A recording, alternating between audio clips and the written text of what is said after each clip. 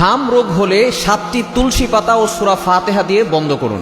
বর্তমানে সারা বাংলাদেশে প্রায় 100+ অধিক শিশু দুনিয়া থেকে বিদায় নিয়েছে, বিশেষ করে এই হাম রোগ হয়ে। এটা কিন্তু আমরা অনেকেই জানি এর লক্ষণগুলো কি কি আছে। জ্বর হওয়া, এরপরে লাল রেশ উঠা, চোখ লাল হয়ে যাওয়া, ঠান্ডা হওয়া, কাশি হওয়া, এগুলোর লক্ষণ হচ্ছে হাম রোগ হওয়ার লক্ষণ। সুতরাং অবশ্যই আমাদেরকে সতর্ক থাকতে হবে। যদি কারো এটা হয়ে যায় অবশ্যই চিকিৎসা নিতে হবে। তার পাশাপাশি 7টি তুলসী পাতা নিয়ে, সেখানে একটা গ্লাসের ভিতরে পানি নিয়ে সেখানে 7টি তুলসী পাতা ভালো করে ধৌত করে সেখানে দিয়ে আপনি সূরা ফাতিহা বিসমিল্লাহ সহকারে 7 বার পড়বেন। পরে ওই পানিতে ফু দিবেন। ফু দিয়ে এরপরে ওই পানিটা ভালো করে গরম করবেন। গরম করার পরে যেই তুলসী পাতার রসটা সেখানে বের হবে, এরপর ওইটাকে ভালো করে ছেঁকে আপনি যখন একটু কুসুম গরম করে, একবারে বেশি গরম না, কুসুম গরম যখন হবে তখন আপনি আপনার বাচ্চাকে 7 দিন খাওয়াবেন।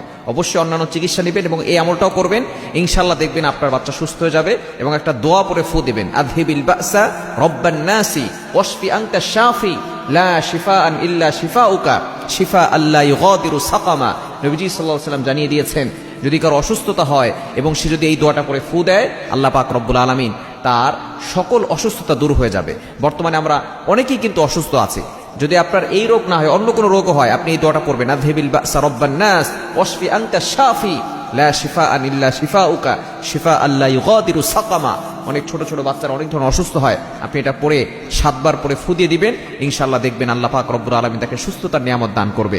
সুতরাং আমরা অবশ্যই সতর্ক থাকব এবং যদি কারো হাম রোগ হয়ে যায় অবশ্যই আমরা চিকিৎসকের কাছে যাব এবং নিজেরাই আমরা জনবহুল থেকে দূরে সরে আসব এবং বাচ্চাকে 7টি তুলসী পাতা পানি দিয়ে সূরা ফাতিহা পরে ফু দিয়ে পানিটা খাওয়াবেন। ইনশাআল্লাহ সূরা ফাতিহার ভিতরে শিফা রয়েছে।